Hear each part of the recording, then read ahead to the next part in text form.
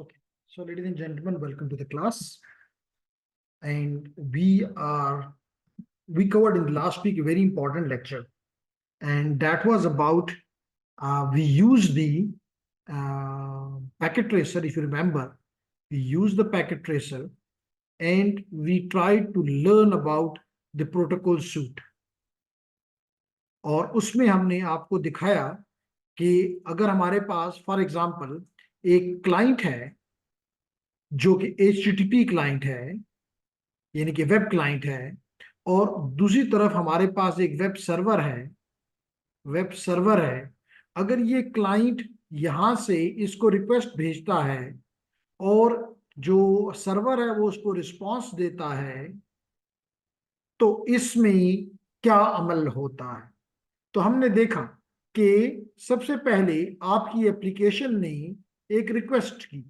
वो request HTTP के जरिए, HTTP प्रोटोकॉल के जरिए, एप्लीकेशन लेयर प्रोटोकॉल HTTP के जरिए आपके TCP के पास आ गई। TCP ने देखा कि मुझे किस पोर्ट पे मिल रहा है, और क्योंकि सर्वर है तो सर्वर वेल नोन पोर्ट पे सुनेगा जो कि पोर्ट नंबर 80 है। तो इसने अपनी तरह अपना तो कोई भी पोर्ट इस्तेमाल कर सकता है, लेकिन सर्वर की पोर्ट जो थी that was fixed and that was port number 80। इसने ये दो चीजें ऐड करके TCP ने इसको IP के हवाले कर दी। IP ने इससे पहले, अगर आपको याद हो तो आखिर में हमने ये क्लास भी किया था कि इस क्लाइंट ने इस सर्वर तक जाने के लिए, इसको तो पता था मिसाल के तौर पे इट वाज www.osi.local समथिंग, यानी कोई भी URL। तो ये DNS के पास गया और DNS से पूछा कि मुझे इस वेब सर्वर का IP एड्रेस दो। इसने इस वेब, और इस केस में लकली कह लें या एक्सीडेंटली कह लें कि यही मशीन इसके लिए DNS के तौर पे भी काम कर रही थी। इस DNS ने इसको IP एड्रेस वेब सर्वर का प्रोवाइड कर दिया, और इसकी नेटवर्क लेयर ने यानी कि IP वर्जन 4 में इसको अपना IP, इस मशीन का अपना IP एज सोर्स IP, और इस जो DNS ने इसको प्रोवाइड किया उसको डेस्टिनेशन IP लगाकर भेज दिया डेटा लिंक लेयर के ऊपर। अब डेटा लिंक लेयर के ऊपर पता चला कि क्लाइंट और सर्वर, स्पेशली क्लाइंट, किस नेटवर्क से कनेक्टेड है। That was Ethernet. इस वजह से इसने 18 बाइट्स ऐड की, which was the header of the data link layer. तो यूं आप देख रहे हैं कि क्लाइंट ने, एप्लीकेशन ने TCP को दिया, तो TCP ने अपना हेडर इसके साथ ऐड कर दिया। इसने नेक्स्ट ने नेटवर्क लेयर का हवाले किया, इसने अपना हेडर इसके साथ ऐड कर दिया।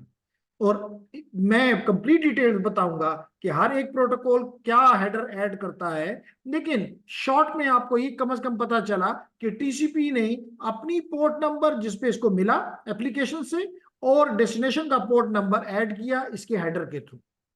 इसी तरह नेटवर्क लेयर ने अपना IP एड्रेस और डेस्टिनेशन का IP एड्रेस ऐड किया एज ए नेटवर्क हेडर के तौर पे, और डेटा लिंक लेयर ने अपना हेडर, मैक एड्रेस का हेडर ऐड किया सोर्स का भी और डेस्टिनेशन का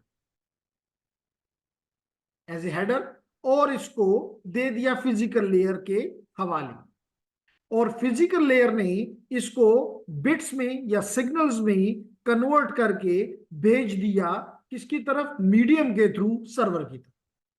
तो हर लेयर ने अपने अपना, and what protocol suite we are studying, that is the TCP IP model or TCP IP suite. Although हमने देखा कि there are 4 different type of protocol suites available, but the one which is being used worldwide in the internet is the TCP IP model.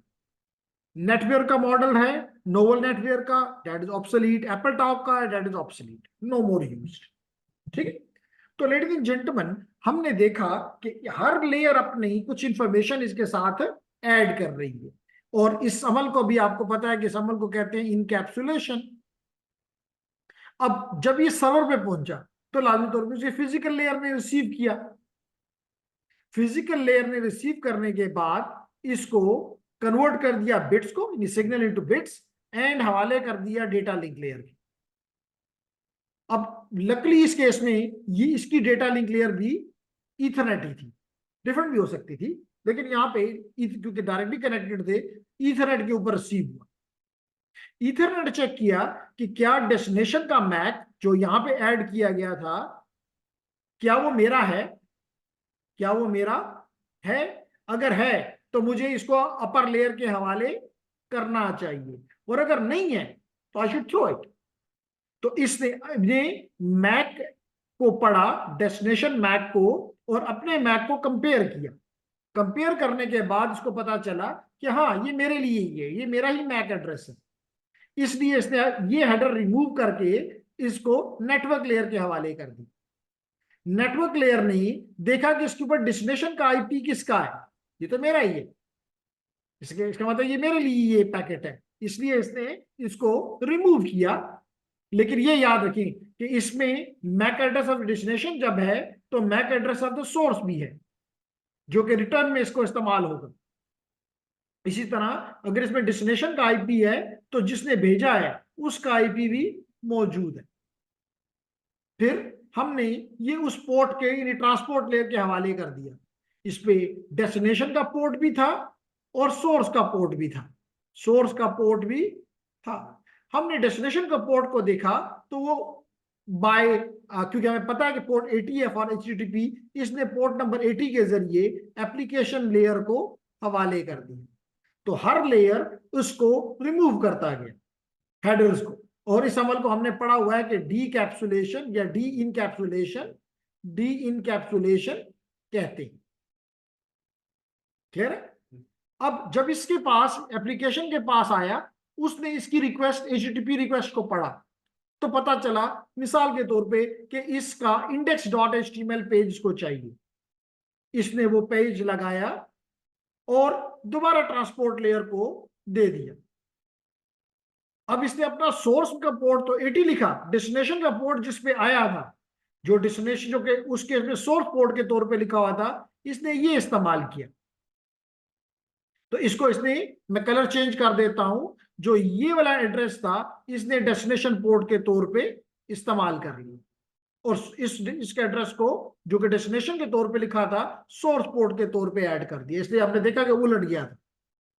फिर इसका मतलब अब दोबारा से एक नया पैकेट बन रहा है, इसका मतलब दोबारा से इनकैप्सुलेशन हो रही है। फिर इसने यहां पे अपना एड्रेस लगाया, इस डेस्टिनेशन को बना दिया सोर्स, और सोर्स को बना दिया डेस्टिनेशन, और वापस भेज दिया। इसने जो मैक एड्रेस था डेस्टिनेशन का, वो इसने सोर्स का लिख दिया, और जो सोर्स का था उसको डेस्टिनेशन वाला लिख दिया, तो दोबारा पैकेट तैयार हो गया। वो इसने फिजिकल लेयर को दिया, जिसने इसको सिग्नल में कन्वर्ट किया, और ये वापस इसकी तरफ आ गया। अगेन इसने सिग्नल ने उठाया, सिग्नल को बिट्स में कन्वर्ट किया फिजिकल लेयर ने, तो डेटा लिंक के लिए हवाले किया। उसने अगेन उसके हेडर को पढ़ा, चेक किया मेरे लिए है, अपर लेयर को दे दिया, चेक किया मेरे लिए है, अपर लेयर को दे दिया। अब अपर लेयर को पता था कि इसके ऊपर डेस्टिनेशन का पोर्ट नंबर लिखा हुआ था, उस केस में प्रॉब्ली समथिंग 1530 समथिंग, वो इसने एप्लीकेशन को दिया, तो एप्लीकेशन को पता चला हाँ जो मैंने रिक्वेस्ट की थी उसका जवाब आ गया। तो इस एप्लीकेशन, इस लेक्चर की मदद से हमने ये दो चीजें समझ ली कि एक इनकैप्सुलेशन क्या होता है, और एक जो लेयर्स की हम बात करते हैं, इन लेयर्स क्या वाकई हैं। तो पता चला हाँ वाकई हमें नजर आ रही हैं, जो कि हमें थ्योरी में कम से कम नजर नहीं आती। कुछ बात समझ आ रही है? तो सबसे पहले तो मैं ये पूछूंगा कि आपका, क्योंकि लेक्चर भी आपको मिल चुका हुआ है, क्या आपने इसको देख लिया हुआ है? और अगर कोई क्वेश्चन आपका है तो प्लीज कम ऑन। जी, अबू जर, फातिमा, हरीम, इसहाक, समीउल हक, सवेरा, सुभान, तहरीम, जरवा, किसी का कोई क्वेश्चन भी है तो लास्ट लेक्चर में हमने ये चीज स्टडी की थी जी। तो in the chat we have no sir, okay Hareem. तो अब आगे बढ़ते हैं, और आगे बढ़ के नेक्स्ट इसी बातों को, प्रोटोकॉल सूट में कोई नई बात नहीं है, आपको ऑलरेडी पता है। कि प्रोटोकॉल सूट से मुराद क्या है कि you have divided your whole task into different layers. By layers, what we mean? Different functions. And these functions are performed by the some hardware software which we call as the protocols. And these protocols are nothing but the rules of communication in which the upper layer अपना कुछ काम करके, जिसको आप higher layer भी कह सकते हैं, it give it to the lower layer. अब ना लोअर लेयर का अपना फंक्शन है, वो उस पर वो परफॉर्म करती है। क्या फंक्शन, किस तरह? By adding the header. और हेडर का क्या मतलब है? जितने भी डिवाइसेस इंटरमीडिएट हैं या एंड डिवाइसेस हैं, वो उसको जब रिसीव होगा तो उसको कैसे पता चलेगा कि मिसाल के तौर पे जो आपके इंटरमीडिएट डिवाइसेस हैं उनको कैसे पता चलेगा कि इसकी डेस्टिनेशन क्या है, इसको किस रास्ते से निकालना है, किस तरह इसको अपनी डेस्टिनेशन तक पहुंचाना है। जैसे इस वक्त मेरे लेक्चर जूम पे जा रहा है, तो किस तरह मेरी तमाम ये मेरा मशीन उसके साथ हर एक हेडर ऐड कर रहा है, और इन्हीं हेडर्स को इंटरमीडिएट डिवाइसेस देख के ये फैसला करती हैं कि it has to go to US and not to Russia, for example. बात समझ आ गई? हमने ये लास्ट क्लास में पढ़ा हुआ है। तो फिर हमने ये देखा था लास्ट क्लास में कि ये प्रोटोकॉल सूट जो हैं ये बने बाय दी स्टैंडर्डाइजेशन बॉडीज। तो अब दुनिया में, और ये भी आपके सामने आपको नजर आ रहा है कि there are 4 different protocol suites. One is the TCP IP model, the other one is the OSI model, the third one is the AppleTalk, and then the last one is the Novel Netwear. लेकिन आपको नजर आ रहा है कि last 2 जो थे ये proprietary थे, और मैंने लास्ट टाइम क्लास में बताया था कि प्रोप्राइटरी का मतलब ये होता है कि ये किसी एक कंपनी के हैं और ये कोई दूसरी कंपनी नहीं इस्तेमाल कर सकती। मिसाल के तौर पे अगर ये एप्पल टॉक का है तो ये सिस्को नहीं इस्तेमाल कर सकता, ये सीमेंस नहीं इस्तेमाल कर सकता, ये नोकिया नहीं इस्तेमाल कर सकता। क्यों नहीं कर सकता? क्योंकि ये प्रोप्राइटरी है। जिस तरह मिसाल के तौर पे आप लोग इस्तेमाल करते हैं माइक्रोसॉफ्ट का विंडोज, तो विंडोज जो है ये प्रोप्राइटरी है, तो आप विंडोज को आप ये नहीं कर सकते कि विंडो 11 खरीदें और उसको विंडो 12 बना लें, उसमें कुछ फीचर ऐड कर दें या कुछ फीचर रिमूव कर दें। नहीं, ये आपके काम, ये आप नहीं कर सकते। आप उसके सिर्फ यूजर के लाइसेंस है आपके पास, बाकी कुछ नहीं। लेकिन अगर ये ओपन सिस्टम होता, ओपन का मतलब होता है कि उसका कोड आपको अवेलेबल है, आप उसको अमेंड करना चाहें, ऐड करना चाहें, कुछ चीजें उसमें रिमूव करना चाहें, कोई बग्स फिक्स करना चाहें, यस यू कैन। तो ये एप्पल का, इसी वजह से शायद एप्पल का और नोवेल नेटवेयर जो है that is no more there, these suits have been obsoleted, and only the one which is available is now to the world is the internet protocol suite, which is also called as the TCP/IP suite. ठीक है जी ladies and gentleman, ये last class में हमने पढ़ा हुआ है, कोई नई बात मैं नहीं कर रहा। ओके फिर हमने कहा था कि इन सूट्स को कौन बनाता है, कौन इनको मैनेज करता है? Standardization organisation.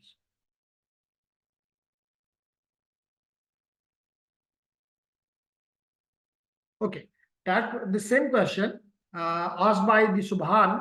सुभान का क्वेश्चन है कि ट्रांसपोर्ट लेयर को कैसे पता चलेगा कि टीसीपी इस्तेमाल करूं या यूडीपी इस्तेमाल करूं?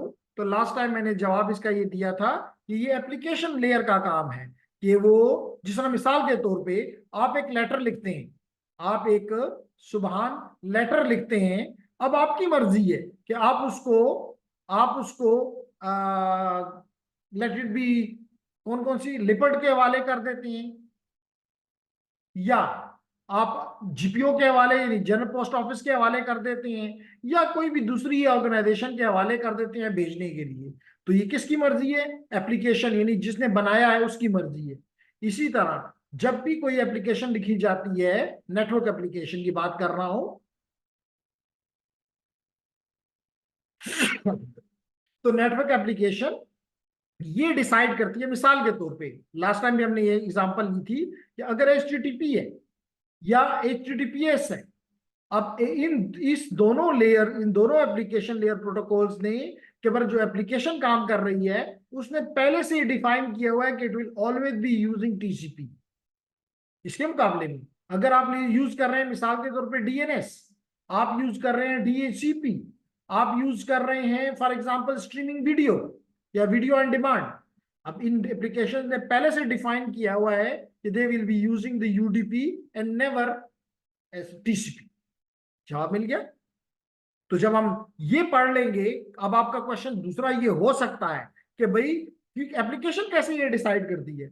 क्योंकि एप्लीकेशन की अपनी कुछ ना कुछ रिक्वायरमेंट्स होती हैं, कुछ नदीम क्या होती हैं, रिक्वायरमेंट्स होती हैं। तो इन रिक्वायरमेंट को देख के हमने डिसाइड करना होता है, एप्लीकेशन ने डिसाइड करना होता है कि it will be using TCP और it will be using UDP. There is something in the chat, let me see it first. Okay nice. तो that is something about the TCP and UDP.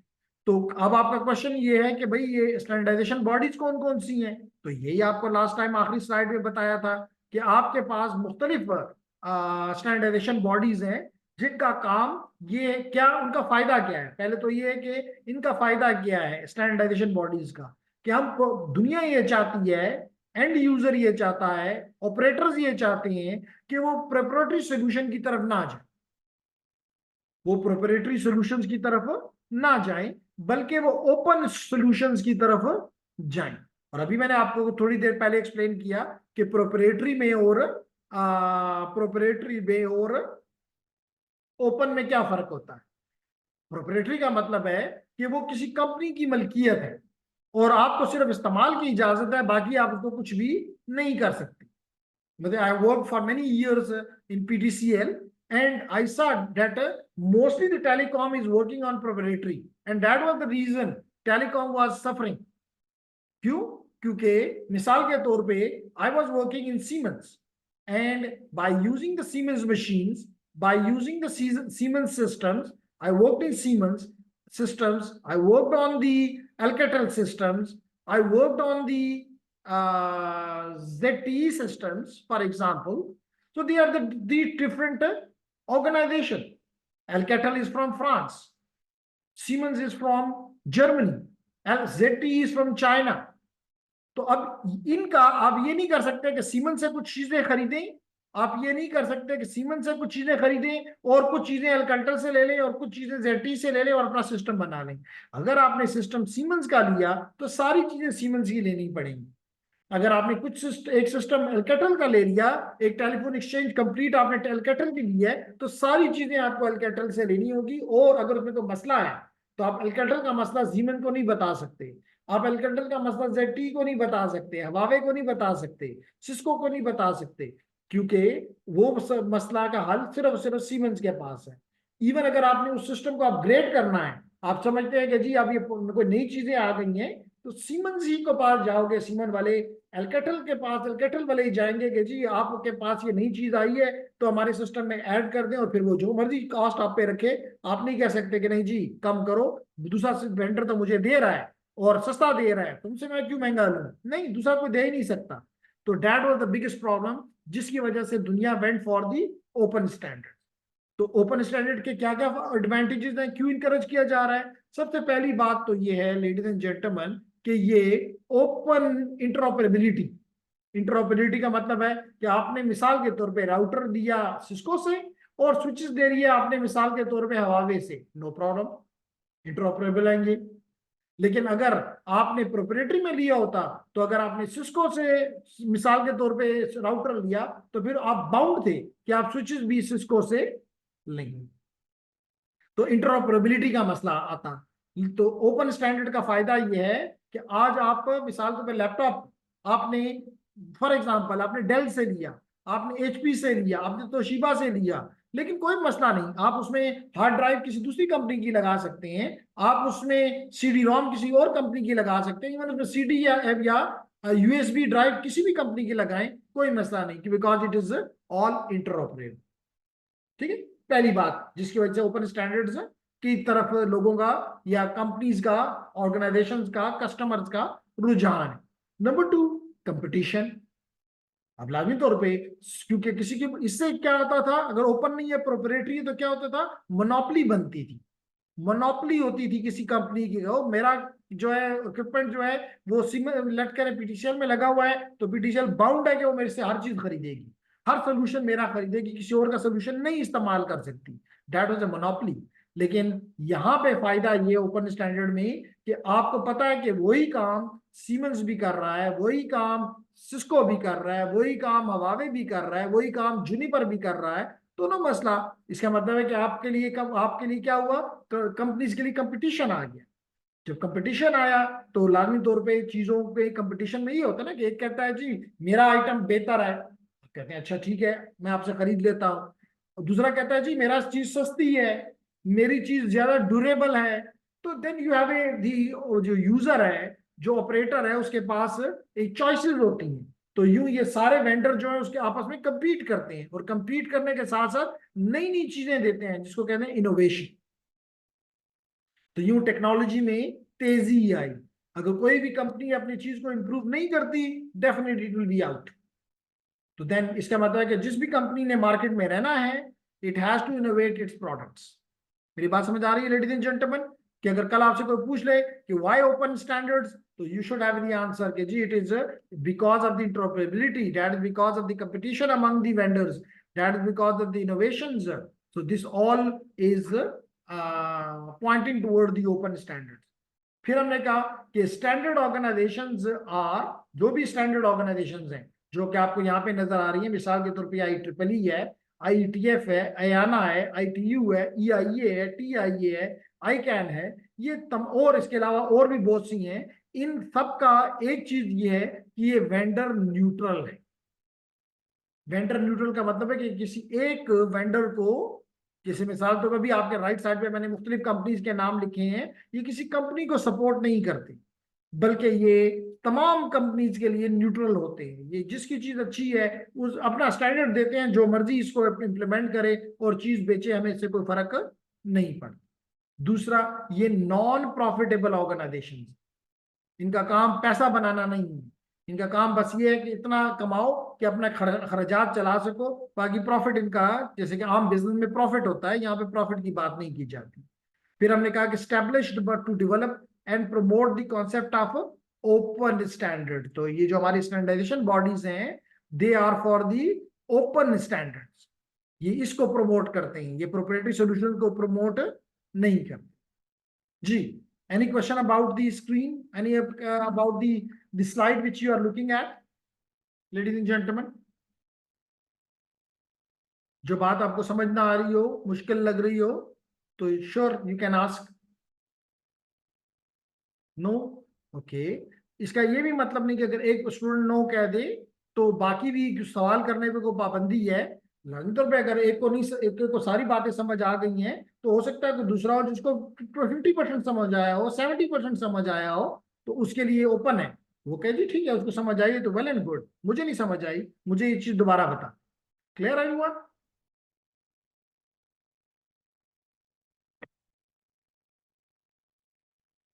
तो अगर आप question नहीं करते तो फिर मैं अगली स्लाइड पे जाता हूं, लेडीज एंड जेंटलमैन।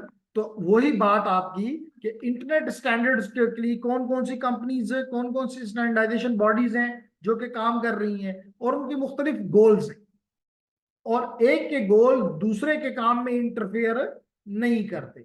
मिसाल के तौर पे we talked about the internet society. अब ये देखें again, promote the open development, open open is very important, and evolution of internet. ये किस काम पे काम कर रहे हैं कि इंटरनेट दिन ब दिन इवॉल्व हो, एडवांस हो, तरक्की करे, लोगों को नई नई चीजें मिलें, बेहतर चीजें मिलें। तो that is the job of the internet society. इसी तरह we have the internet architecture board, IAB, internet architecture board, जिसका डेवलपमेंट ऑफ इंटरनेट स्टैंडर्ड्स बनाना उसका काम है। इसके अलावा ये बड़ी इंपॉर्टेंट है IETF, जो कि maintain internet and TCP/IP technologies, इनके बारे में वो देता है आपको फायदा देता है। इसी तरह IR रिसर्च टास्क, इन दोनों में मेन फर्क क्या है? ये शॉर्ट टर्म गोल्स हैं या मीडियम टर्म गोल्स हैं, जबकि इसके लॉन्ग टर्म गोल्स हैं। आज के 20 साल के बाद क्या होगा, हमें किस तरह इंटरनेट को तरक्की देनी होगी आज के 20 साल बाद, 30 साल बाद, 50 साल बाद। तो इनका फोकस ये है, internet research task force, as the name represent, ये रिसर्च करने में ज्यादा लोगों को फैसिलिटेट करते हैं, ताकि ये ना हो कि टेक्नोलॉजी रुक जाए, आगे बढ़े। ठीक है। इसी तरह अगेन आप देख सकते हैं अयाना का काम ये है, अयाना का काम ये है कि ये आपके पूरी दुनिया में, अभी हम इस पे ये डिटेल में पढ़ेंगे कि IPv4 एड्रेसेस हैं, तो ये IPv4 एड्रेसेस अगर हम उसको आपको बताएंगे कि ये तकरीबन 3.4 बिलियन है या 4.3 बिलियन है, 4.3 बिलियन, 4.3 बिलियन। अब ये पूरी दुनिया को कैसे देने हैं, that is the job of the आना, हम डिटेल में पढ़ेंगे। लेकिन आपके जेहन में क्वेश्चन तो आ रहा है ना कि जनाब ये IPv4 के एड्रेसेस हैं, ये इतने हैं, किस तरह मिसाल के तौर पे एशिया को मिलेंगे, किस तरह ऑस्ट्रेलिया को मिलेंगे, किस तरह अमेरिका को मिलेंगे, किस तरह अफ्रीका को मिलेंगे। तो all it is the responsibility of the Ayana. इसी तरह हमारे पास समथिंग 3 to 10⁻38 IPv6 एड्रेसेस हैं, अगेन अयाना का काम है। तो अयाना ये काम अपने क्लाइंट कह लें या कोऑर्डिनेटर कह लें, जिसको ICANN कहते हैं, internet corporation for assigned names and numbers is the IP addresses and names are the domain names. तो इन चीजों को मैनेज कौन करता है, अगेन स्टैंडर्डाइजेशन बॉडीज, ताकि ये सारी चीजें स्टैंडर्ड हो। फिर अगेन वही बात कि जनाब IEEE है, EIA है, TIA है, ITU है, ये तमाम। और देखिए हमने कितने मुख्तलिफ चीजें पढ़ी, मिसाल के तौर पे we talk about the ethernet, we talked about the wifi, we talked about the cable, we talked about the DSL, all of them are standardized by who, by some standardization body। तो इसलिए कोई आपको गलतफहमी इसमें नहीं होनी चाहिए।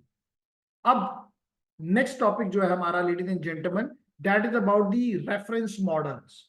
तो मैंने पहले कहा कि हैं तो 4 मॉडल्स, लेकिन उसमें हमारा इंपॉर्टेंट मॉडल जो है वो TCP/IP और as a reference model OSI। बाकी नोवल नेटवेयर का और AppleTalk no more there. तो लेडीज एंड जेंटलमैन यही बात यहाँ पे बताई जा रही है। सबसे पहला क्वेश्चन तो जैसे कि आपको नजर आ रहा है कि वो अब सिर्फ 2 मॉडल्स की बात करना चाहता है और 2 की बात नहीं करना चाहता बिकॉज दे आर ऑब्सोलीट, बल्कि इनके मालिक ने जो इनके मिसाल तौर पे नेटवर्क के पीछे नोवल था, मिसाल तौर पे एप्पल टॉक के पीछे एप्पल था, उन्होंने ही अपना सिस्टम खत्म कर दिया, अपने मॉडल्स खत्म कर दिए। तो बस they are no more in use in the world and we are only associated with these 2 models, and the most important is your TCP/IP model। लेकिन पहला सवाल इसमें हमें इसका जवाब देना होगा कि जो ये लेयर्स हैं इनके एडवांटेजेस क्या हैं। जो आपने लेयर्स किया या लेयरिंग की, तो आपके जेहन में क्वेश्चन आ रहा होगा कि इसके प्रॉस एंड कॉन्स क्या हैं, ये एडवांटेजेस क्या है और डिसएडवांटेजेस क्या है। लाजमी तौर पर अगर ये कायम है तो मैं ये तो नहीं कहता कि डिसएडवांटेज नहीं है, हर चीज के एडवांटेज डिसएडवांटेज होते हैं, लेकिन हमें ये देखना होगा कि एडवांटेजेस ज्यादा हैं और डिसएडवांटेजेस या नहीं है, और अगर हैं तो वो माइनर है, उसके बगैर गुजारा नहीं है हमारा। तो यस वी कैन गो, हम कह सकते हैं कि yes we have to go for the layered architecture. मेरी बात समझ आ रही है? और अब आपको मैं उम्मीद करता हूं कि बड़े अच्छे तरीके से क्लियर होगा कि लेयर्स का क्या मतलब है। और ये आपको एक साइड पे OSI की लेयर्स नजर आ रही हैं और दूसरी तरफ आपको TCP/IP की लेयर्स नजर आ रही हैं। लेकिन इस वक्त मेरा टॉपिक जो है, मेरा मकसद जो है आपके साथ एक्सप्लेन करना, वो ये है कि ये तो आप में क्लियर हो गया कि हमने लेयर क्यों किया, लेकिन हम देखना चाहते हैं कि इसका एडवांटेज क्या, क्यों, इसका फायदा क्या हमें मिला। So ladies and gentlemen, the advantages are in this slide. सबसे पहला क्या कहता है कि जी assist in protocol design because protocols can that operate at a specific layer have defined information and that they act upon and defined interface to the layers above and below। आपको पता है मिसाल के तौर पे अगर ये हमारी नेटवर्क लेयर है तो उसको पता है कि यहाँ जो प्रोटोकॉल है, जैसे मिसाल तौर पे IPv4, उसको पता है कि उसके ऊपर की जो लेयर है उसके साथ इसने किस तरह बात करनी है, यानी TCP से कैसे बात करनी है या UDP से कैसे बात करनी है, इसको पता है। तो अपर लेयर को भी के साथ और नीचे की लेयर के साथ भी इसको पता है कि मुझे डेटा लिंक लेयर के साथ किस तरह बात करनी है।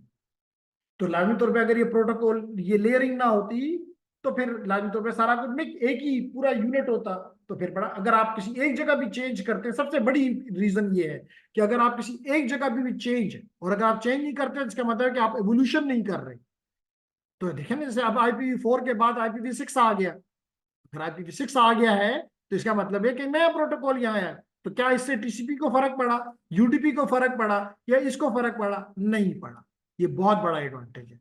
अदरवाइज अगर आप यहाँ चेंज करते हो, सब कुछ चेंज करना पड़ जाता, तो that was impossible situation to to deal with. क्या बात समझ आ रही है मेरी? शाबाश, जिसको समझ ना आ रही हो, इसहाक, सवेरा, सुबहान, तहरीम, जरवा, किसी को भी क्वेश्चन हो, कोई ऐसी क्वेरी हो तो आप कर सकते हैं, क्योंकि लाजमी तौर पे हमें इस चीजों के जवाब तो देने पड़ेंगे कि हमने क्यों ये किया। क्या, तो लाजमी तौर पे जब ये बात जवाब देंगे तो हमें यही जवाब देना कि इसका फायदा है। क्या फायदा है कि आपने हर चीज को अलग अलग करके डील कर रहे हैं। अगर आप एक चीज में तब समझते हैं कि इसमें कोई खामी है या इसमें इंप्रूवमेंट पॉसिबल है, आप इसकी इंप्रूवमेंट करें। आपकी अपर लेयर और लेयर लेयर को इससे कोई फर्क नहीं पड़ता। जैसे मिसाल के तौर पे आपने टिक, जैसे मैंने आपको एग्जांपल दी थी एयर ट्रैवल की, तो मिसाल के तौर पे आपने टिकट ले लिया और दूसरे एंड के ऊपर एयरपोर्ट के ऊपर आपको सामान देने के लिए सब कुछ सिस्टम मौजूद है। लेकिन अगर आपने दरमियान में जहाज को इंप्रूव कर दिया तो देयर इज नो मसला, देयर इज नो इशू। तो that is the advantage of the layer. लेकिन अगर आपको इस ये खतरा होता कि जी अगर आपने ये चेंज कर दिया है, जहाज के सिस्टम में तब्दीली की है, तो आपको वीजे के सिस्टम में भी तब्दीली करनी पड़ेगी। अकॉर्डिंगली आपको सामान को लेना और देना भी को भी चेंज करना पड़ेगा। आपको एयरपोर्ट भी तब्दील करने पड़ेंगे। ओ, हम कहते नहीं जी ऐसी चेंज करने की जरूरत ही नहीं है, इसका मतलब डेवलपमेंट रुक जाती है। तो that is a very very big advantage. Number 2, इससे जो डेवलपमेंट है वो बहुत तेज होगी। कैसे? अब हर कोई अपनी अपनी लेयर पे काम कर रहा है। मतलब अगर एक ही यूनिट होता तो फिर एक बंदे को सारी जगहों पे तब्दीलियां करनी पड़ती। लेकिन अब एक बंदे ने एक ही लेयर, मिसाल के तौर पे अगर आप राउटर्स पे काम कर रहे हैं, इट इज ओनली लेयर 3। अगर आप मिसाल, इसी वजह से आपने देखा कि नई नई लेयर 2 की टेक्नोलॉजीज आ रही हैं। For example, the old one is the Ethernet which is being still used. Even Ethernet में तब्दीलियां आ रही हैं, नो मसला। वाईफाई में तब्दीलियां आ रही हैं, नो मसला। ब्लूटूथ में तब्दीलियां आ रही हैं, नो मसला। इसका मतलब जिगबी में तब्दीलियां आ रही हैं, नो मसला। क्यों? क्योंकि देयर इज लेयर। आपने उस चीज को उसी लेयर के ऊपर डील करना है, बाकी लेयर्स का कोई फर्क नहीं पड़ता। तो उससे क्या फायदा हुआ? आपकी जो डेवलपमेंट है वो तेज हुई। आपका काम जो है, जो कि 50 साल में होना था, वो 5 साल में हुआ। इसी वजह से जितनी एडवांसमेंट इंटरनेट में हुई है, जितनी के नेटवर्क्स में हुई है, दुनिया की शायद किसी भी दूसरी फील्ड में, चाहे वो मेडिकल की फील्ड ले लें, चाहे आप सिविल की ले लें, मैकेनिकल की ले लें, कोई भी फील्ड आप देख लें, not advance as networks. And that probably might of be because of this layered model. बात समझ आ रही? और फिर क्या, जैसे मैंने अभी कहा कि अगर आप एक लेयर में तब्दीली करो, बेहतरी लाओ, कोई फर्क नहीं है कि अगली लेयर को तब्दील करना है। तो that is again a good point. ठीक, is it clear everyone? Next चीज क्या है कि कंपटीशन बढ़ गया है, क्योंकि आप हर कोई अपनी अपनी लेयर पे काम कर रहा है। जितना वो बेहतर उसमें कुछ चीज लेकर आता है, उतना ही वो ज्यादा फायदा उठाता है और दूसरों को भी फायदा देता है। तो इससे आपका कंपटीशन ज्यादा प्रॉस्परस हो गया। तो these are the few advantages जिसकी वजह से we went for the layered architecture. आप कहेंगे कि जी हर चीज के एडवांटेज होते हैं तो डिसएडवांटेज भी तो होंगे। हाँ बिल्कुल है, लेकिन वो डिसएडवांटेज के बगैर हमारा गुजारा नहीं है। मिसाल के तौर पे आपने अभी देखा कि हर एक लेयर अपना हेडर ऐड कर रही है। तो क्या हमने ये नेटवर्क हेडर्स के लिए बनाया है? नहीं, हमने तो अपने डेटा के लिए बनाया था। लेकिन because of the layer architecture, her layer को अपनी कंट्रोल इंफॉर्मेशन या एडिशनल इंफॉर्मेशन ऐड करनी पड़ती है और हमें उस नेटवर्क को के जरिए उसको पहुंचाना होता। तो दैट इज द डिसएडवांटेज। लेकिन इसके बगैर गुजारा नहीं, इसलिए हम इस डिसएडवांटेज को भी बर्दाश्त करते। बात समझ आ गई? Okay, next we go to the slide is the functions of these. If we look at the OSI model or if you look at the TCP model, what is the function of the each layer? Very basically. तो अगर हम बात करें upper layer से start करें, which is the application layer, तो ladies and gentleman, इस पे मैं चलें, मैं पहले आपको, क्योंकि देयर इज अप्रोक्सीमेटली ये 1 minute left in this session, लेकिन इसका मतलब नहीं कि छुट्टी हो गई। मैं चाहूंगा कि अगर अभी तक में कोई भी आपका क्वेश्चन है तो आप वो क्वेश्चन कर लें, मैं उसका जवाब दे दूं, और फिर मैं इस ओएसआई मॉडल की हर लेयर को, टीसीपी आईपी लेयर की हर लेयर को आपके साथ शेयर कर दूं और एक्सप्लेन कर दूं इन अदर वर्ड्स। जी, any question? Think maybe for 10 to 15 minutes, seconds, sorry, and if you come up with the question, it will be nice कि उसको हम आंसर करें। जी, शाबाश। Is there any question, online student, physical students?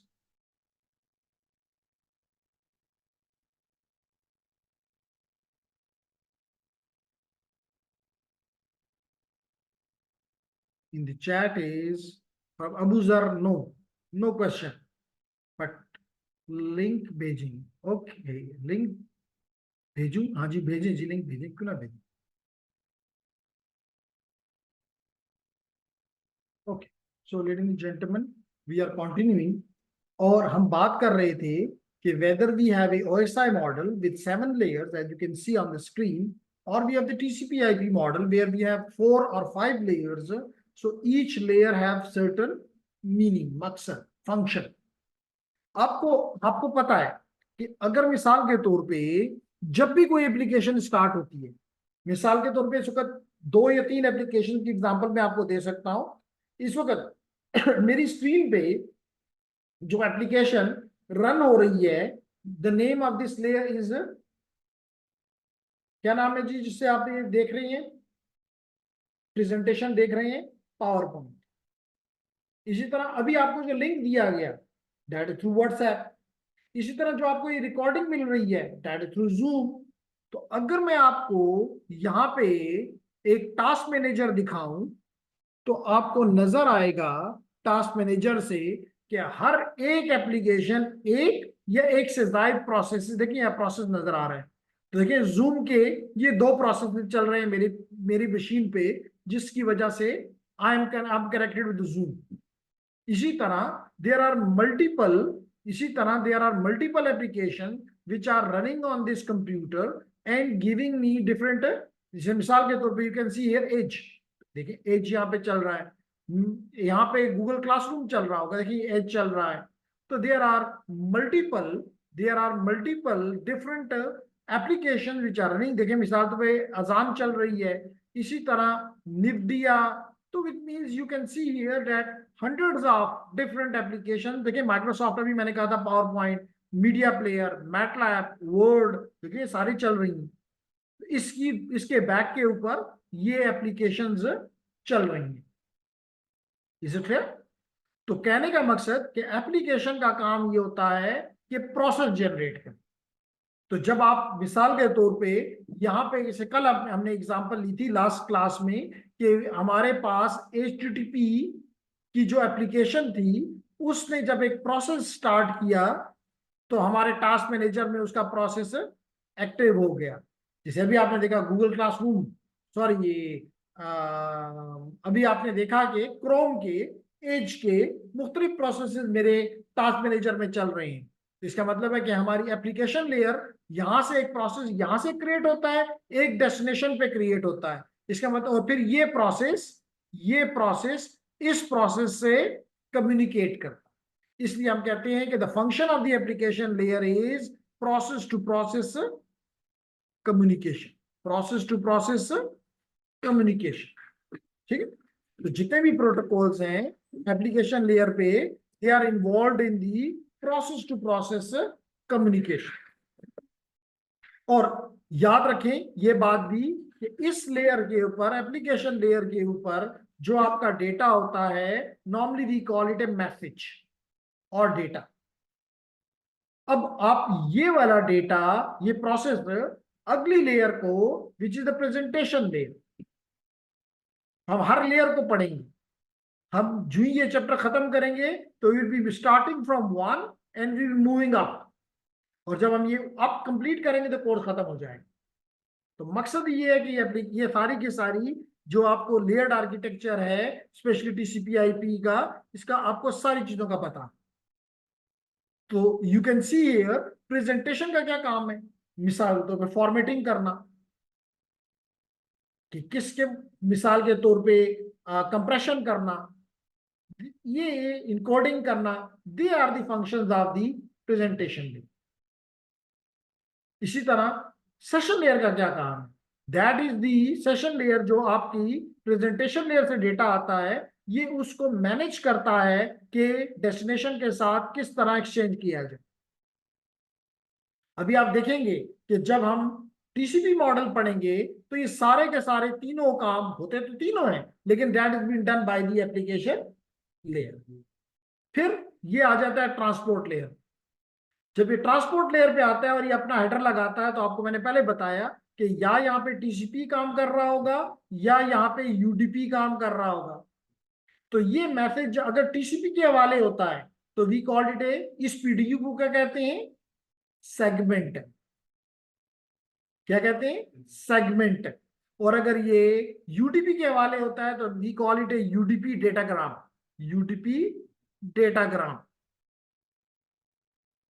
फिर वो जैसे कि आप देखेंगे कि अगर ये टीसीपी है तो ये उसके साथ 20 बाइट्स का 20 बाइट्स ऐड कर देता है हेडर के तौर पे, और अगर ये यूडीपी है तो ये इसके साथ 8 बाइट्स ऐड कर देता है और बना देता है उसको यूडीपी डेटाग्राम। अब ये आपने या तो आईपी वर्जन 4 के हवाले करेंगे या आईपी वर्जन 6 के हवाले करेंगे। अब डिपेंडिंग अपॉन कि कौन सा आप इस्तेमाल कर रहे हैं, इसका काम क्या है कि आपको रास्ता ढूंढ के दे। नेटवर्क लेयर का काम यह कि एड्रेसिंग करे, पहले हर एक को नाम दे, हर मशीन को नाम दे, और फिर उस नाम को इस्तेमाल करके बेहतर रास्ता, डेस्टिनेशन तक आसान रास्ता, बेस्ट पाथ ढूंढ के दे। That is the job of the network layer.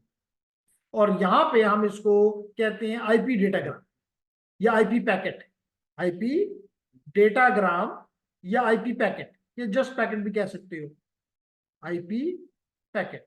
So there is some query in the chat. First I should look at this and then move further.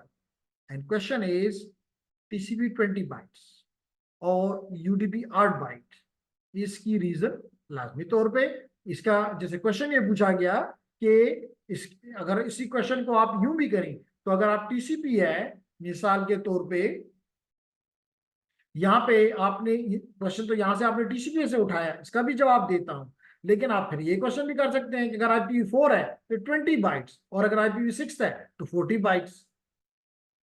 तो आपका सवाल है क्यों, लाजमी तौर पे इस जहां पे ज्यादा डेटा देंगे वहां पे ज्यादा फंक्शनैलिटीज होंगी, वहां पे ज्यादा फंक्शनैलिटीज होंगी, जहां पे कम हेडर होगा वहां पे कम फंक्शनैलिटीज होंगी।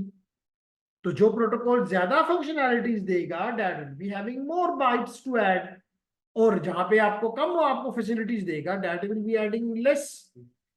तो यूडीपी एक काम के अलावा और कोई काम नहीं करता मल्टीप्लेक्सिंग के, जबकि टीसीपी जो है उसके मुकाबले में वो काम भी करता है, यानी मल्टीप्लेक्सिंग का काम भी करता है, लेकिन उसके अलावा और बहुत से काम भी करता है।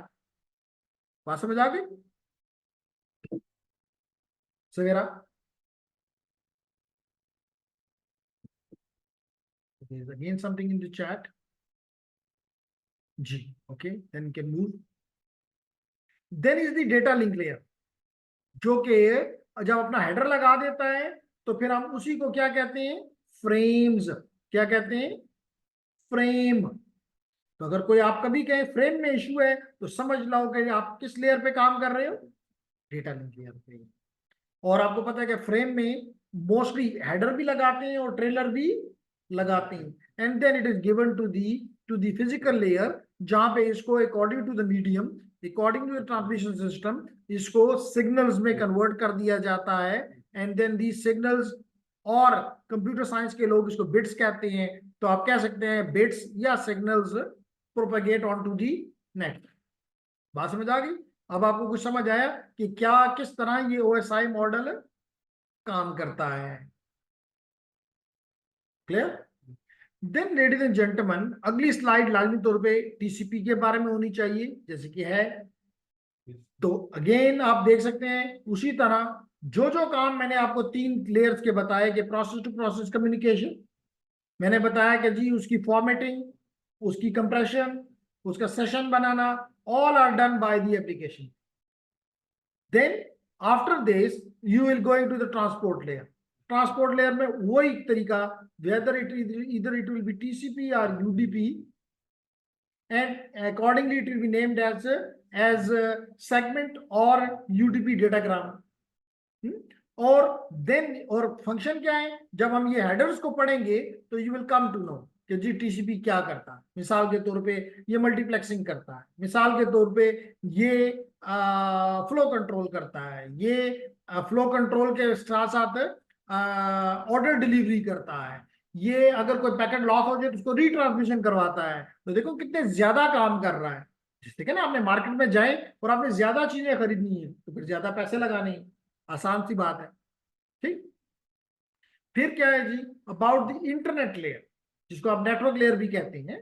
तो नेटवर्क लेयर क्या करता है, आपके लिए बेस्ट पाथ, जैसे मैंने कहा था, नेटवर्क में ढूंढता है ताकि आप अपनी डेस्टिनेशन को पहुंच जाएं। जैसे मेरी डेस्टिनेशन इस वक्त क्या है, जूम।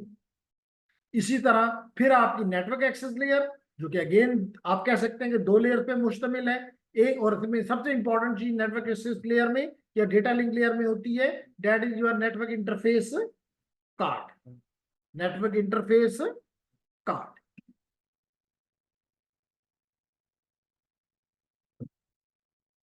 फिर लेडीज एंड जेंटलमैन, अगर आप इसको कंपेयर करना चाहें दोनों को, तो देखें जैसे मैंने आपसे कहा कि जस्ट इसने इन 3 लेयर्स को इकट्ठा किया, इन 3 लेयर्स को इकट्ठा किया and named it as application layer, then is the transport layer, then is the network layer, only the name has been changed, nothing more changed, then is the data link layer। ठीक है, तो this data link layer and physical layer combinedly called as the in the may or may not। बाज किताबें जो हैं आपको TCP model जो है वो 4 लेयर पे शो करती हैं, बाज जो बुक्स हैं वो टीसीपी आईपी लेयर को 5 लेयर पे शो करती हैं।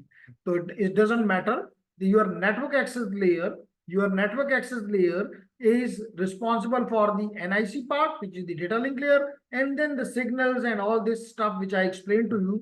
So you may say it is 2 or you may say it is a 1। ठीक है, is there any question from the online students? सवेरा, अबूजर, फातिमा, हरीम, इसहाक, सुबहान, Tahreem, Jarawa, is there any question?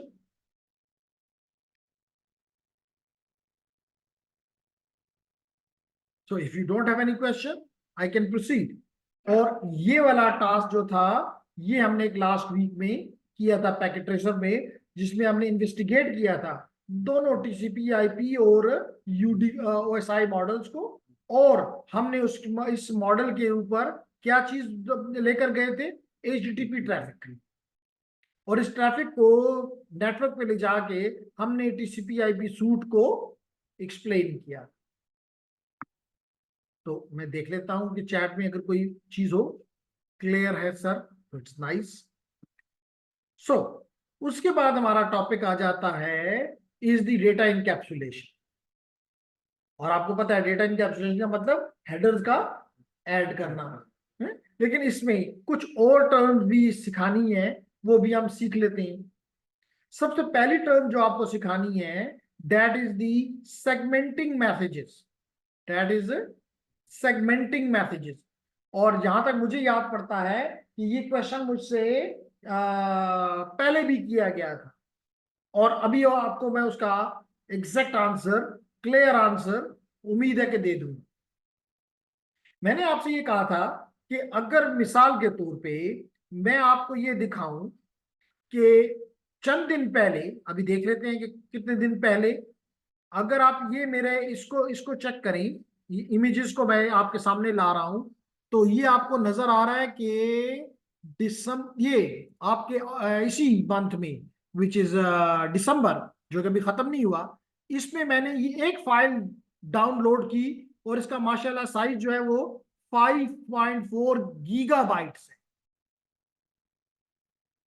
5.4 gigabytes. इसके अलावा भी मैंने छोटी छोटी फाइलें मेरे उसमें नहीं आती, इसको देख लें। इसका साइज भी जो है वो 3.5 गीगा। इसका भी साइज देख लें तो ये भी कोई 550 कह लें, 550 मेगा। तो आप यहां से देख सकते हैं कि हम कितनी बड़ी बड़ी फाइलें डाउनलोड करते हैं। 5 गीगा, 5.4 गीगा, 3.5 गीगा वगैरह वगैरह।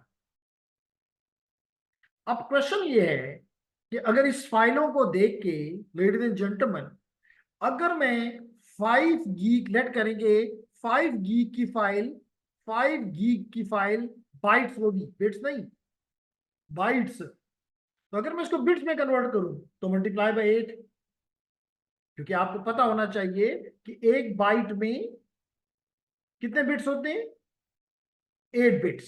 जब 8 बिट इकट्ठे कर लो तो we call it a byte. अब क्वेश्चन ये है कि अगर इसको मैं 8 से मल्टीप्लाई कर दूं तो I get 40 giga bits.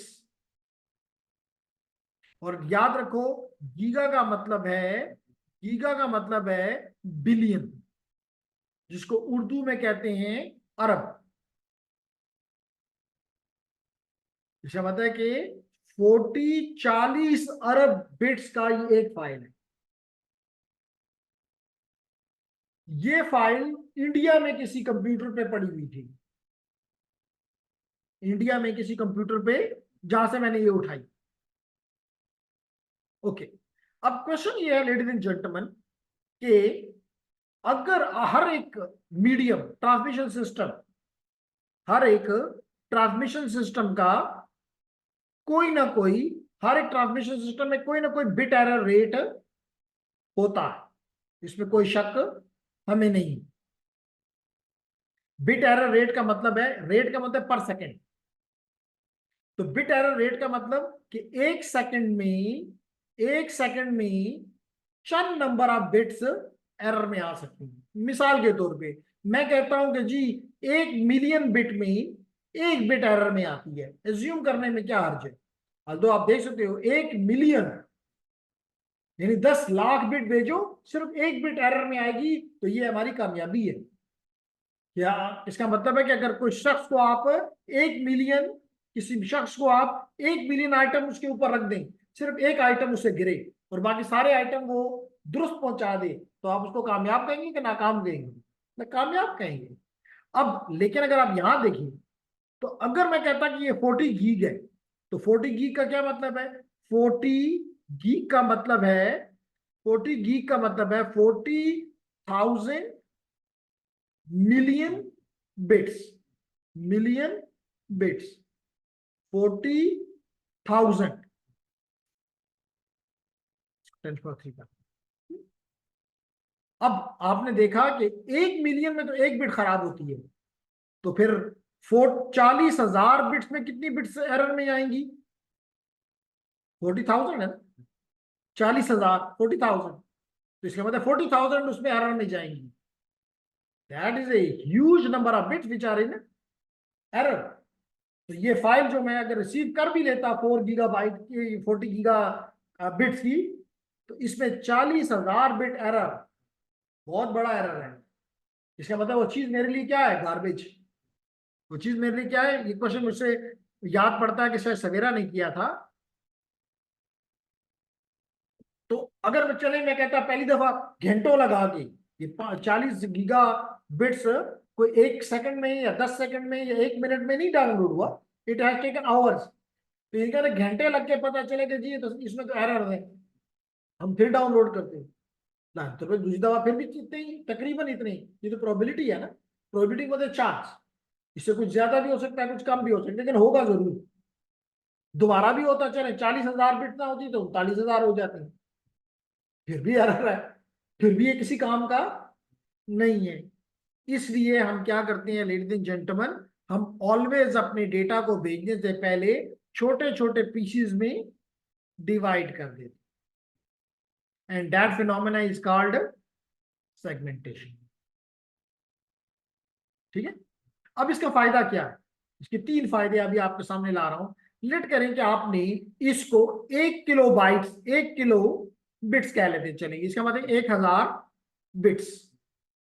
Although ये फिक्स साइज नहीं होता, लेकिन हम इज्यूम कर लेते हैं कि चलें ये सारे के सारे 1000 बिट्स हैं। अब मुझे बताएं कि अगर 1 मिलियन बिट्स हो, यानी 1 2 3 4 5 6, तो सिर्फ 1 बिट एरर में आती है।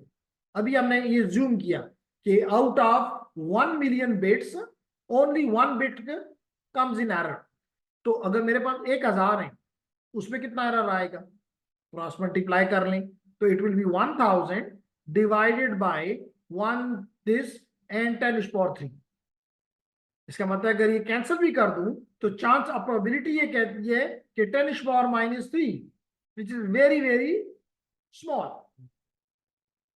The probability of error in this one packet is 10⁻³, जबकि यहां पे प्रोबेबिलिटी ऑफ एरर जो था दैट वाज 40,000। तो अब चांस ये कि ये चीज अपने डेस्टिनेशन पे बगैर एरर के पहुंचने की प्रोबेबिलिटी बहुत हाई है, 99.999% है। तो इसका मतलब कि मोर प्रोबेबल ये है कि मेरे पास ये पीसेस बगैर एरर के आ जाएंगे। और अगर हम एज्यूम करें कि हमने ये बहुत से पीसेस भेजे, इनमें से कोई एक पीस जिसको मैं रेड कलर से रिप्रेजेंट कर रहा हूं ये एरर में आ गया, तो सिर्फ यही पीस दोबारा भेजना पड़ेगा। ये सारा का सारा 40 गीग दोबारा भेजने की कोई जरूरत नहीं है। That is the advantage of segmentation. जी सवेरा, ये question if I remember correctly आपका था। Is it possible that I have given you the right answer now?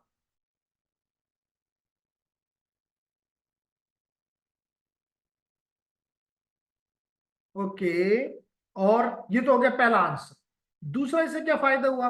आपका थ्रूपुट इंक्रीज हो गया, आपकी स्पीड इंक्रीज हो गई। आप कहेंगे स्पीड क्या क्या फर्क पड़ा? स्पीड का ये फर्क पड़ा कि अगर आप ये 40 गीग भेजते, आपका मीडियम भी इस्तेमाल हो गया, आपका सिस्टम भी इस्तेमाल हो गया। यहां इसने कहा जी दाव खराब दे, तो इट्स गॉन। क्या ट्रीट करेगा डेस्टिनेशन? मुझे तो कुछ भी नहीं मिला, मुझे तो कुछ भी नहीं मिला। दोबारा आप ये 40 गीग को इसको पहुंचाते, फिर ही कहता था खराब दे, मुझे तो कुछ नहीं मिला, जीरो। तो सुबह से शाम तक भी ट्रांसमिशन होती रहती और डेस्टिनेशन कहता मुझे तो कुछ भी नहीं मिला। तो अगर ये ही टर्म चलती रहती तो आउटपुट आपका जीरो। और थ्रूपुट का क्या होता है? Output per unit time. इसके मतलब आपका थ्रूपुट जीरो होता। लेकिन इसको पी सेगमेंट करने का फायदा क्या हुआ कि अब आपका थ्रूपुट कभी भी जीरो नहीं होता। तो इसका मतलब मैं कह सकता हूं कि इससे मेरी स्पीड क्या हो गई है?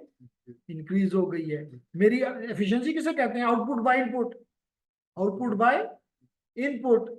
तो लाजमी तो जब आउटपुट आपको इनपुट तो है ही है, अब आउटपुट भी मिल रहा है, तो आपकी आपकी एफिशिएंसी भी क्या हो गई है?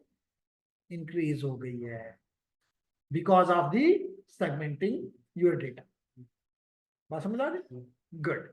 Is there any question from anyone?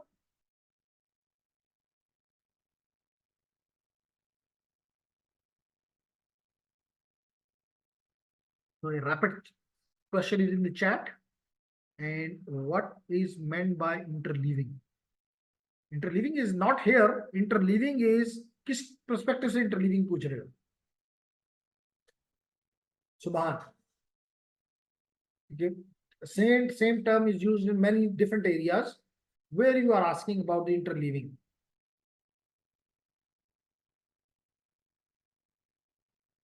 But in the previous slide, I go to the previous slide, gentlemen. This is the previous slide, and where written the यहाँ से आपने पढ़ा है, ठीक है ना? ओके, तो कहते हैं multiple streams of segmented data and interleaved them together. अब आप क्लियर कर देते हैं जी, लेट मी, ठीक है। इंटरलीव का मतलब ये होता है कि जैसे आप यहां पे देख रहे हो कि दो यूजर्स, एक मेल यूजर और एक फीमेल यूजर आपको नजर आ रहे हैं जो कि एक ही मीडियम को इस्तेमाल कर रहे हैं। ये भी इसका एक एडवांटेज है सेगमेंटेशन का।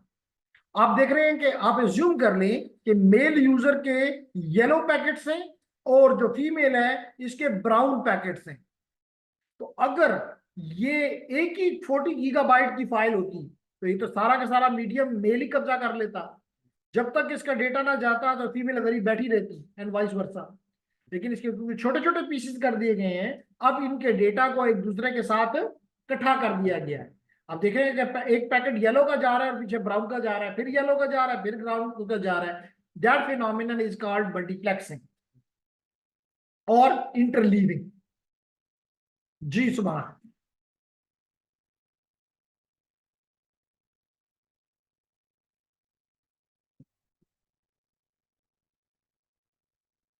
Okay, so there is something to chat. Got it, sir. That's great. Okay. The next topic is sequencing. यहाँ पे इंटरलीविंग भी आपको दोबारा क्लियर हो जाएगा। लाजमी तौर पे जब आपने 40 लेट करेंगे 40 बिलियन 10⁹ बिट्स के छोटे छोटे पीसेस किए, हम एज्यूम कर लेते हैं कि हर एक पीस आपने 1000 बिट्स का किया। चलिए 1000 बिट्स का किया, इसका मतलब है कि आपने 40 × 10⁶ पीसेस में इसको ब्रेक कर दिया। लाजमी तौर पे जब इधर आपने इसके पीसेस किए तो डेस्टिनेशन पे इनको जोड़ना भी होगा, क्योंकि आप देख रहे हैं कि मेरी स्क्रीन, मेरे पास जो डेटा सेफ है वो पीसेस में नहीं है, वो पीसेस में नहीं है, वो इकट्ठा है। इसे मतलब है कि डेस्टिनेशन को इनको दोबारा इकट्ठा करना है। अगर इकट्ठा करना है, अगर इकट्ठा करना है, there is something in the chat, नहीं nothing in the chat. Okay, अगर इकट्ठा करना है तो अगर आपको तो पता है, there is something in the chat,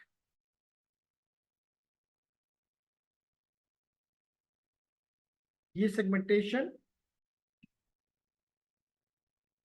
किस लेयर में होती है? ये सेगमेंटेशन होती है ट्रांसपोर्ट लेयर पे। ये सेगमेंटेशन होती है ट्रांसपोर्ट लेयर पे, जी बिल्कुल।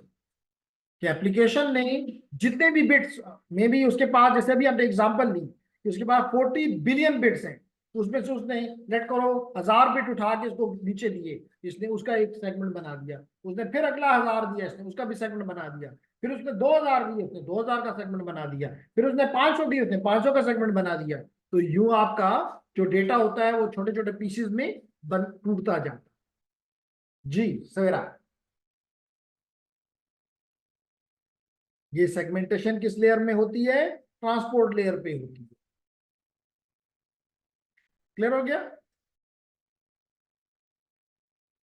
ओके। अब मेरा सवाल ये था समझाने का कि लेट करें कि यहां से ये खातून भी जो है ये भी अपने डेटा को छोटे छोटे पीसेस में तोड़ रही है, ये मेल भी उस डेटा को, अपने डेटा को, इन येलो डेटा को तोड़ रहा है, ये ब्राउन डेटा को तोड़ रही है।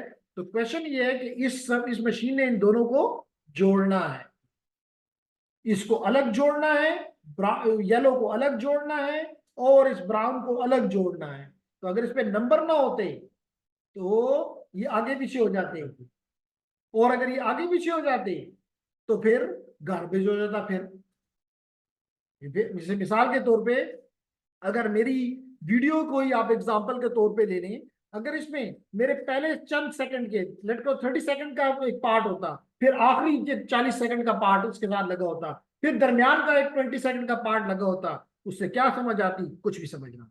It was totally garbage. तो इसलिए जरूरी है कि जब उनको आप सेगमेंट करें, सेगमेंटेशन उनकी कर दें, तो फिर आप उनको सीक्वेंसिंग कर रहे हैं। सीक्वेंसिंग का मतलब उनको नंबर दें, process of numbering. It is a process of numbering the segments। किस लिए सेगमेंट का नंबर दे रहे हैं? ताकि they can be reassembled at the destination. और आपके सवाल का जवाब यहीं पे उन्होंने खुद ही दे दिया। कौन लेयर इसके लिए रिस्पॉन्सिबल है? उसने कहा टीसीपी इज रिस्पॉन्सिबल। इसका मतलब है कि टीसीपी किस लेयर पे है? Transport layer. क्लियर होगी मेरी बात? और इसका दूसरा फायदा कि मुख्तलिफ, यहाँ तो 2 यूजर हैं, इसका मतलब अगर 1000 यूजर भी हो, जैसे मिसाल के तौर पे हमारी यूनिवर्सिटी है, thousands of students are there, all their data are interleaved together and is given to towards the different, यहाँ तो एक ही डेस्टिनेशन बताई गई है, किसी का डेटा यूट्यूब की तरफ जा रहा होता है, किसी का फेसबुक की तरफ जा रहा होता है, किसी का नेटअकैड की तरफ जा रहा होता है, किसी का मैथवर्क की तरफ जा रहा होता है, नो प्रॉब्लम, तो that is interleaving. Then is the, already हम ये कवर कर चुके हैं कि जब ये डेटा नीचे मूव करता है तो उसके साथ हेडर्स लगते जाते हैं, जिसे आप देख रहे हैं कि ये आपका डेटा है, आपकी एप्लीकेशन लेयर का, आपने पहला डेटा इसके हवाले कर दिया, चंद बाइट्स के हवाले कर दिए और उसने अपना हेडर लगा दिया, ये सारा का सारा जो है नीचे आ गया। अगली लेयर ने अपना नेटवर्क लेयर का हेडर लगा दिया, इस लेयर ने ट्रांसपोर्ट का लेयर लगाया था, ये सारी चीज नीचे आ गई। जो चीज नीचे आती है उसको हम पीडीयू कहते हैं, प्रोटोकॉल डेटा यूनिट कहते हैं, पीडीयू कहते हैं। और लेकिन बेहतर ये है कि आप उसको प्रॉपर नाम दें। तो मैंने आपको कहा था कि आपके जो एप्लीकेशन लेयर में होता है, you may call it a data और you may call it a message. Now this message when it goes to the transport layer and a TCP header is added, we call it a segment. When this goes to the next layer, it is called, and a header is added, IP header is added, it is called IP packet. Then it goes to the data link layer, it adds its own header and trailer, and we call it a frame. And this frame goes to the physical layer, where either we call it a bit or a signals, which transport onto the transmission system. Okay. Then is the encapsulation. तो देखिए अब असल topic पे अब आए, क्योंकि हमारा topic तो बड़ी टाइम से इनकैप्सुलेशन था ना, लेकिन हमने पहले सेगमेंटेशन पढ़ा, फिर हम उनको नंबरिंग कराया, नंबरिंग कराने के बाद हमने कहा कि जी हर लेयर पे मुख्तलिफ नाम है हेडर ऐड होने के, लेकिन असल में हेडर ऐड होने के इस फिनोमिना को क्या कहते हैं, इनकैप्सुलेशन कहते हैं। जैसे यहाँ पे दिखाया गया कि मिसाल के तौर पे अगर आपका क्लाइंट जो है वो कुछ चीज भेज रहा है टुवर्ड द सर्वर, जैसे I am sending, I'm the Zoom client and I'm sending to the Zoom server. So I have some data. जब it goes to the next layer, तो मेरे नीचे के जो next layer है TCP, वो अपना header लगा रही है, लाजमी है कि TCP हो, it may be TCP or it may be UDP. Then it will go to the next layer where it is the IP version 4 in my case. Then in my case is not the Ethernet, in my case is the Wi-Fi. Okay, I am sending on the Wi-Fi. So this addition of these headers is called encapsulation. And then it is a top-down approach. Encapsulation is a top-down approach, starting from the application layer and going down.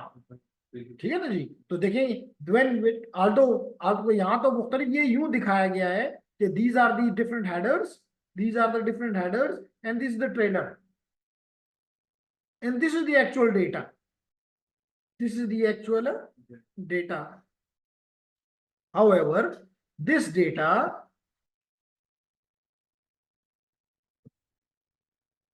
और net में बताया गया कि ये चीज move कर रही है, बट अगर आप कंप्यूटर साइंस के लोग हैं तो यहाँ पे 1010 जा रहे हैं लाइक दिस, और अगर आप इंजीनियर हैं तो यहाँ पे मुख्तलिफ सिग्नल्स यूं जा रहे हैं। ठीक, और वही चीज यहाँ पे आपको दिखाई गई कि जनाब देखिए आप ये 1010 दिखाए गए, क्योंकि नॉर्मल कंप्यूटर के लोग ज्यादा हैं as compare to the engineers. So decapsulation में क्या होता है कि हर एक लेयर अपना हेडर को पढ़ती है, उसके मुताबिक एक्ट करती है, रिमूव करती है, रिमूव करती है, और डेस्टिनेशन के पास फाइनली जो चीज पहुंचती है एप्लीकेशन लेयर के पास, दैट योर डेटा। ठीक हो गया, क्लियर है मेरी बात? Okay, before starting the next topic 3.7, I will again ask you, do you have any question, ladies and gentlemen?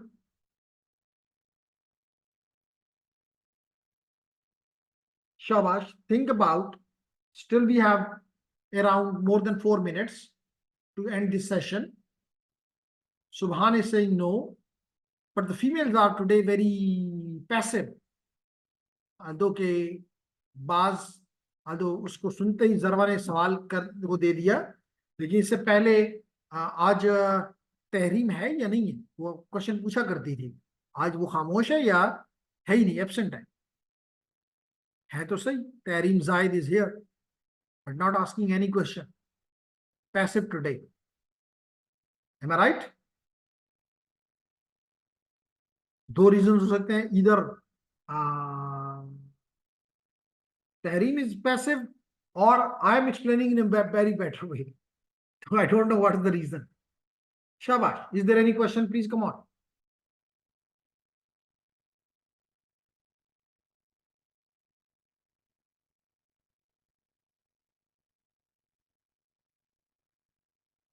चले जी, कोई सवाल नहीं है तो अच्छी बात है।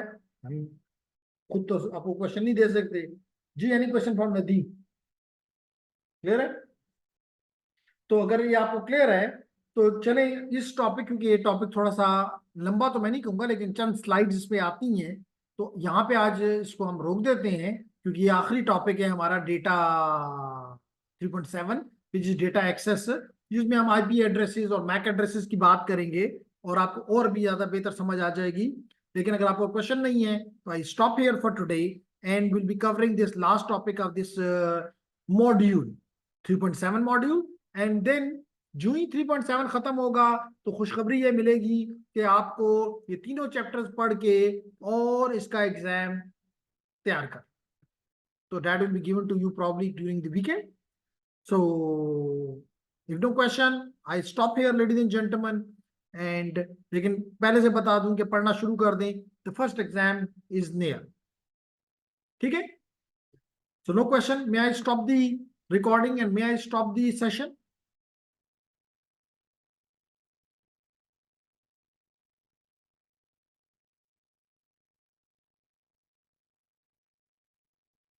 ओके, तो हमें अबूजर ने कह दिया थैंक यू, तो I stop everything. Thank you very much ladies and gentleman, see you इंशाल्लाह टुमारो। टिल देन, अल्लाह हाफिज़।